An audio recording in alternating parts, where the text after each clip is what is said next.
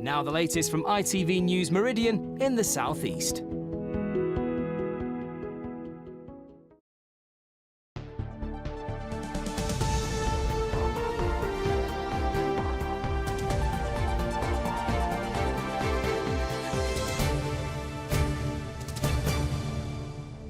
Good evening, welcome to ITV News Meridian. Tonight's headlines here in the southeast.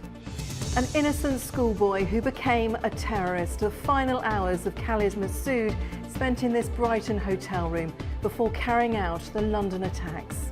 I stood next to an atrocious killer without knowing it, without having any inkling what he was about to plan to do. What made Masood kill innocent people at Westminster? We look back at his early life in Kent and Sussex and how he became a vicious criminal. Also tonight, the road projects that could end up stuck in a jam. Why major schemes like the A21 are under threat because of an overspend. And on top of the world, how athletes from the southeast have struck gold at the Special Winter Olympics.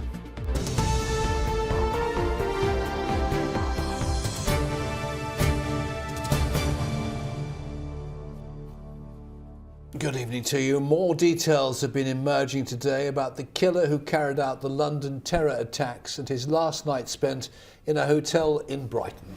Well, the next day, Khalid Masood drove to London and killed 4 people and injured 50 others on Westminster Bridge. And in the grounds of Parliament, he killed PC Keith Palmer. Masood was born Adrian Russell Ajayo at Erith near Dartford in 1964. He later used the name Adrian Elms, then Khalid Chowdhury, and then Khalid Masood. He had connections to Crawley and Rye, Northiam and Eastbourne, moving around Sussex over the years. Well, live now to Andy Dickinson outside that Brighton hotel. Andy, more on today's events. Yes, Fred, as you alluded to there, we now know so much more about the terrorist Khalid Masood. He was born in Kent as Adrian Russell Ajayo before his conversion and spent much of his life in Sussex. And he spent his final night before the atrocities in Westminster here at this hotel, the Preston Park Hotel, on the outskirts of Brighton. The Metropolitan Police today released this picture of Khalid Masood. These his final moments, gunned down after killing a policeman, a tourist, a mother and a pensioner outside Parliament. The night before he committed these crimes, he stayed here. We sold him the room and we had a little chat with him. He was very friendly. We did ask him what he's doing down south and for one night, and he said he's visiting friends in Brighton. And he was a normal guest, very friendly. In fact, he was very, a happy man. But, to hear this after what's happened is shocking for us, really, because, you think, well, you don't know these days between the nice person or bad person. This then is the room where Masood stayed before the Westminster attacks, police having scoured it for details, taking away the remote control, the kettle, even the linen. Masood had also stayed here the previous Friday, a receipt in his hire car leading forensic and plainclothes officers to the hotel, where they've since interviewed guests and staff. Michael Peterson's business is based here. He met Masood early on Tuesday morning. Perfectly normal guy. Nothing for me to notice anything untoward. Do you know what the shocking realization of this is? That I stood next to an atrocious killer without knowing it, without having any inkling what he was about to plan to do. Masood used his real name, ID and credit card to check into the hotel, smiling to staff and telling them he was worried for his sick father in Wales, only hours later to have caused such carnage. The staff here visibly shocked by events of the last few days as attention switches back to the police and their ongoing investigation, and the question that has to be answered: why was Masood in Brighton? Well, just to bring you up to date with the latest news from that investigation, and police say they've made 2 more significant arrests, taking the total number to 11 across the country. We believe 10 people are now being questioned, and police here reminding people that the threat level hasn't changed, though it remains severe, but they are urging the public to remain alert but not alarmed. Andy, thank you. So what else do we know about Khalid Masood? Fred. Thank you, Stacey. Well, his parents, Janet Elms and Philip Ajayo, married in Crawley, and the family lived at Rye in East Sussex. The family later moved to St James's Park in Tunbridge Wells. Masood was jailed in 2000 after he was convicted of a stabbing in Northiam, slashing a man across the face. He was also convicted for a knife attack in Eastbourne in 2003, serving time at Lewes Prison and Ford Open Prison in Sussex. On release, he worked as a manager at Air and Chemicals at Bodiam in Sussex. He married in 2004 and then moved north to Luton, Birmingham and then to London with his young family before returning to Birmingham, staying in Brighton, as we now know, the night before the terror attack. Stacey. Thanks, Fred. Well, those details reveal more about the man who went on to kill. Today in the communities of the South East, a mixture of amazement and shock. Derek Johnson has been speaking to people who knew him and some who would rather forget. The schoolboy who became a terrorist. Adrian Ajaw, as Masood was known in his school days, smiles in this photo taken with the football team.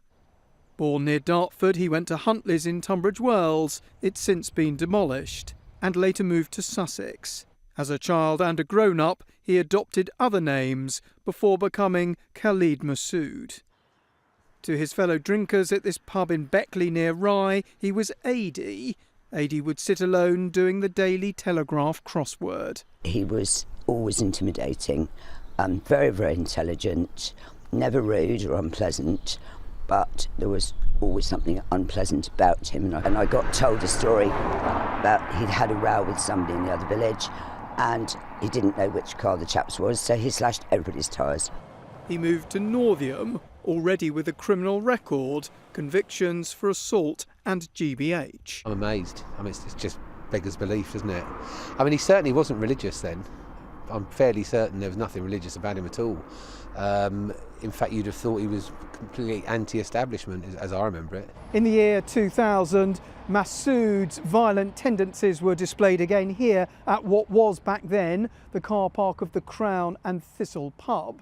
He got into an argument with a man called Piers Mott and slashed him across the face with a knife, an attack for which he was jailed for 2 years. Mr. Mott has since passed away. I spoke to his widow this morning. She said those events were still traumatic and that the attack was completely unprovoked. Masood served his time in Lewes Prison, after which he carried out another horrifying assault with a knife in Eastbourne. Nick Eastwood knew him at the time of that first attack. What was his reputation back then? Well, I suppose after that, one of aggression and people obviously had a massive, complete dislike for him and couldn't understand why he'd done that. Piers was never aggressive to anybody. What he's done was atrocious. Yeah, it was just a monstrosity, wasn't it, to do that to innocent people. The football-loving teen turned vicious thug may have been radicalised while teaching in Saudi Arabia. Even those who feared him most, though, could not have imagined the evil he would go on to do. Derek Johnson, ITV News. Well, live now to our political correspondent Phil Hornby at Westminster.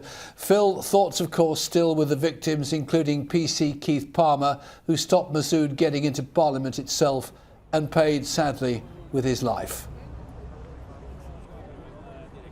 That's right, Fred. I'm in Parliament Square. Behind me are the gates where the attacker stabbed the policeman, and all around me are flowers that people have been leaving today on both sides of the road here. People who work at Westminster and people who are just passing by and want to pay their respects to the policeman who died. Meanwhile, there is of course a major security review going on here at Westminster. The number of officers at the Palace of Westminster has doubled over the last couple of days, and it's not just here at Westminster, it's throughout central London, it's in the big railway stations. People going home tonight via Victoria and Waterloo will see lots of armed police officers patrolling those stations. And the latest we have on the inquiry is it's thought the attacker carried out some recces in the days leading up to the attack, including possibly at Gatwick Airport.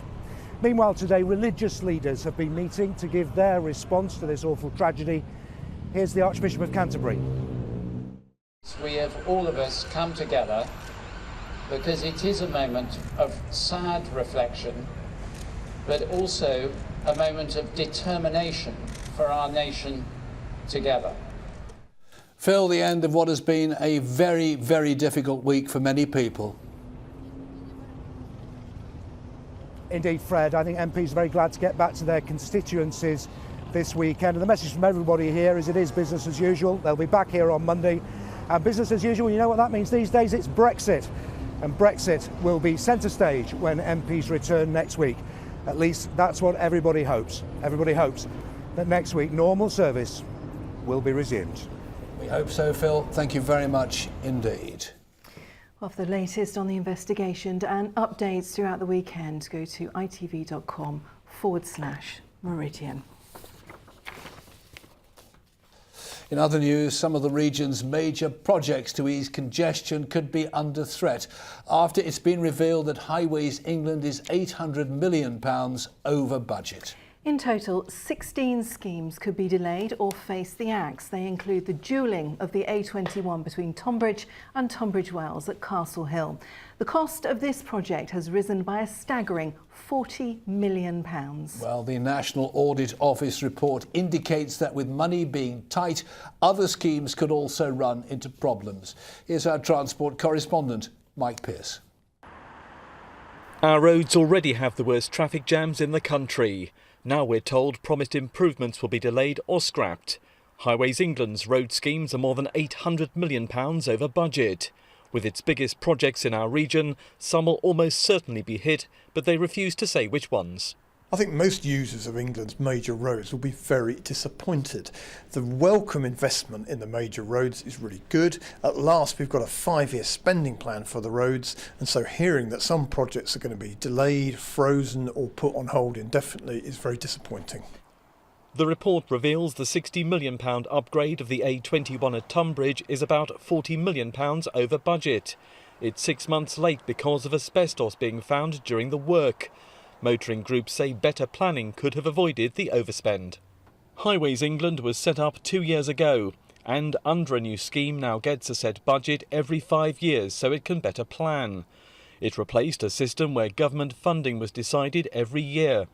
The problem, according to the National Audit Office report, is schemes were not properly assessed and planned, may no longer offer value for money, and there's also a shortage of staff with the right expertise. They didn't do the proper due diligence. They've now assessed it and realised it's actually more expensive to do than we thought, which is why it's now potentially delayed, scrapped, or a cheaper alternative is being sought. What that means for drivers is simply you could be waiting in traffic continuously for a bit longer. Well, today no one from Highways England was available for interview, but in a statement they said they believe they could meet the roads programme and on budget. Today's report seems to suggest otherwise and is highly embarrassing. Mike Pearce, ITV News. In other news, 2 people who died in a collision near Uckfield on March the 12th have been named. The next pictures do contain flashing images. The driver, 22-year-old Sean Donaghy, and his passenger, 27-year-old Amy Novkovich, died at the scene when their van hit a tree on Eastbourne Road at Ridgewood. The Chief Constable of Sussex Police, Giles York, has been quizzed by the Police and Crime Commissioner following a critical report from Her Majesty's Inspectorate of Constabulary. Katie Bourne was asking for details of the force's response to non-emergency calls following a dip in performance last month. Well, the ITV Evening News continues with the national and the international news at 6:30. To London now for a preview from Charlene White. We'll have more details about the Westminster attacker Khalid Masood as police try to figure out how and why he became an extremist killer. Prince Charles visits some of the victims and thanks hospital staff. And the public show their thanks and gratitude to PC Keith Palmer as a fund for his family passes £500,000. Join me for those stories and more at 6:30. Thanks, Charlene. Now let's get the sport details with Andrew Pate. Thank you very much indeed. Now, the Gills are calling on football fans, both locally and nationally, to back their plans to build a new state-of-the-art stadium. Priestfield has been the home of Gillingham Football Club since it was formed in 1893. But Chairman Paul Scally says moving to Mill Hill in North Gillingham would transform their future. They're asking Medway residents and football fans across the country to support their plans by lobbying the local council. Paul Scally says he's been working on this for 17 years and believes it will raise the profile of Medway across the world. This weekend, the Gills host Peterborough, while Southend are on the road, and in League Two, Crawley are looking for their first win in 7 matches. It's been quite a week for athletes from the South East who've been in action at the Special Olympics World Winter Games. The event in Austria is specifically for athletes with learning disabilities. And our own Lauren Hall has been with Team GB.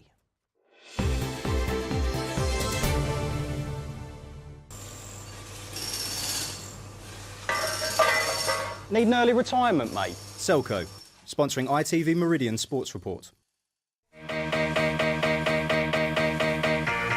They've come from all over the world.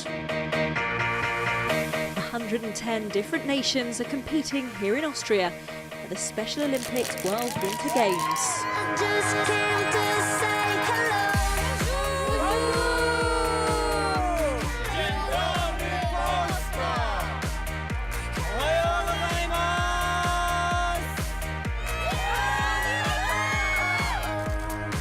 Among them is Team GB, representing us in the skiing and the figure skating. Are you both enjoying yourselves? Yeah. We do enjoy ourselves. How does it make you feel? Very good. Privileged and honoured to be here. I love skiing. All the athletes here have a learning disability, such as Down syndrome or autism. A few of them are from the South East Ski Group, including Lauren, who told us how much she's enjoying herself. Being here is fun and fantastic, and I so enjoy it. She has no shortage of cheerleaders. So Team Lauren we have here. How proud are you of her? Oh, she's superb. Immensely. She's done a fantastic job getting out here and getting to this level. It's been brilliant. As well as the support of friends and family, our athletes have also been cheered on by 2 familiar faces who are hoping to raise awareness of the Special Olympics back in the UK.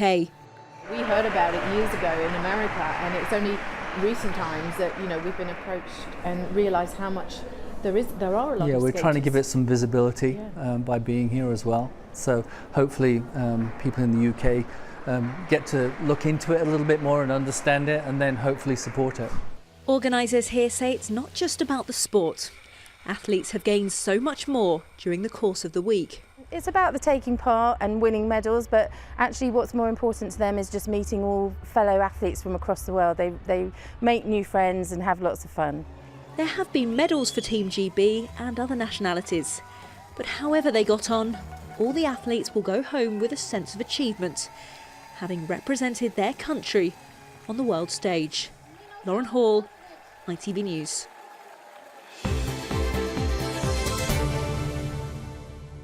What a week, and they've all done us proud. Well done to them all, and to you, Patty.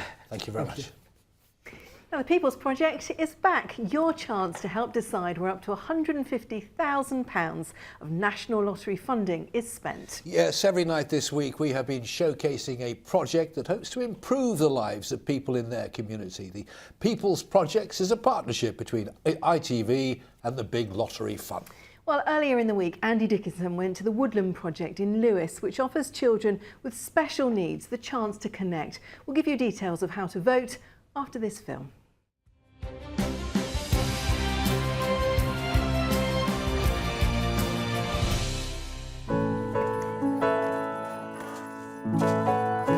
This woodland oasis may look simple, but it offers a unique experience for seriously disabled children and their families. A chance to relax outside the home, play and share their frustrations.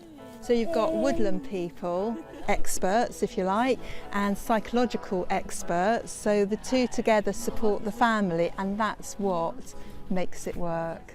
It's like gold dust. Young Zeb Perro has autism, global development delay and is non-verbal. He needs constant stimulation, yet here he's calm and happy. Oh, it's fantastic. We actually love coming here. We look forward to coming because it means he can run about and basically, as you know, same with the other children, they can be themselves, and it's a great safe environment as well. I don't have a child with disability, and I can't really imagine it. I only can hear what parents tell me, and that they don't sleep, that they have children that self-harm because it's so stressful to live with what they live with. This is a place where people can just stop and relax a little bit more. Some of these children have the severest of special needs, yet this scheme's not just for them, offering their brothers and sisters a chance to join in, as well as support for teenagers. Why do you like coming here so much? Because I get to spend my time with my brother. Yeah, we get to spend time as a family, which is nice. It's difficult to do stuff because Dexy is restricted, and like somewhere like this, Coco can come as well, and all four of us can actually do something together. So we actually look forward to these days. You're out in the open, you can be with people that are like yourself, and yeah, I'd probably say freedom. That's really how I'd sum it up. You get points in your life where you don't really want to be able to go outside, or you don't really want to be doing anything because of like issues we may have at home or in college and stuff. So having people here who actually want to support us, I think that's why it's one of the most important things to me. It just gives her this extra freedom that she can't have anywhere else. And it's so important being able to be just her parent rather than her carer, because it takes over your life and it stops this normal parent relationship. But being able to come here is like a breath of freedom. But this flagship project desperately needs funding to continue its amazing work. They need your support.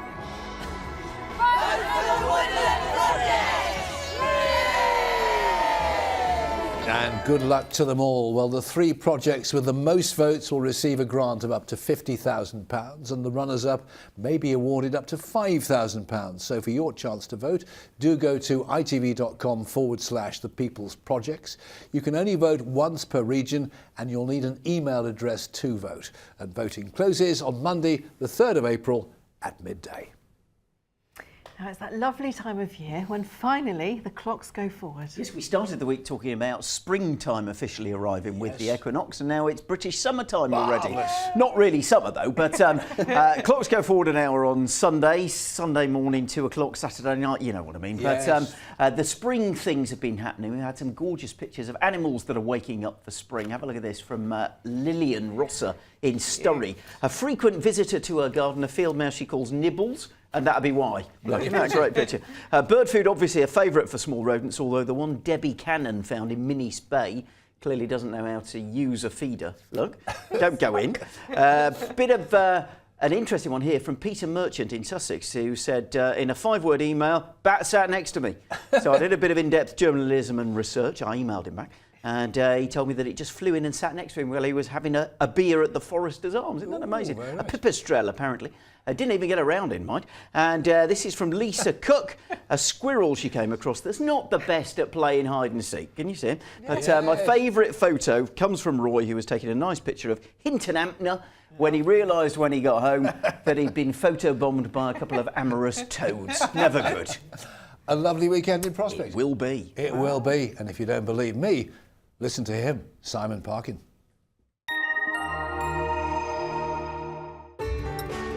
From blizzards to Poole, driving through Europe. Eurotunnel the Shuttle sponsors ITV Meridian weather. Well, it's not often I get to say this, but do you know what? It's going to be a very nice weekend. Tomorrow, definitely the better of the 2 days. Lots of blue sky on offer. Temperatures creeping up as well. And for Mothering Sunday, well, not bad. Yes, there'll be more cloud around, but generally dry and fine. And that fine weather is going to stay with us as we move into next week. Just at the minute, we've got high pressure sitting right on top of us. That's not going anywhere. Plus, we are the right side of the jet stream. It's sitting to the north of us and to the south of it, as well as the settled conditions. We've also got some mild air too, and that means as we move into next week, temperatures are going to get even higher. The only thing is you've got to avoid the wind. You'll have noticed that today it was cool in that wind, and that wind's going to stay with us overnight tonight, but that's quite good. A lot of clear skies. Temperatures won't really dip too far. Certainly where the wind is along the coast, we're looking at lows of around 7 or 8. In some rural spots inland, we might get down to around 2 or 3 degrees, so there could be a touch of frost first thing tomorrow morning, but most of us will be frost free, although it's not going to be a warm start to Saturday. Mind you, all that sunshine, temperatures will soon creep up and there'll be plenty of sunshine through the day. There'll be some bits and pieces of fair weather cloud, but the temperatures getting up to 11, 12 degrees, that's 54 in Fahrenheit. But again, that wind is going to make things feel that little bit cooler, particularly to the North Kent coast. As for your high tide times, well, you can see in Sheerness around 22:11 and then just before 11 in the evening, and then cold again overnight. More frost quite possible as we head into Sunday. Sunday itself, still a pretty decent day. Temperatures in double figures, but yes, more cloud around. Once that clears on Monday, though, plenty of sunshine and warmer still. Eurotunnel the Shuttle sponsors ITV Meridian weather. Wow, so some lovely weather in store for the weekend, and in just a moment the ITV Evening News with Charlene White. Stacey's got our late news. Do join her if you can. Remember, the clocks go forward on Sunday. That's Mother's Day, whatever you do. Don't forget that. From all of us here at ITV Meridian, have a good weekend. Take care. Bye-bye. Good night.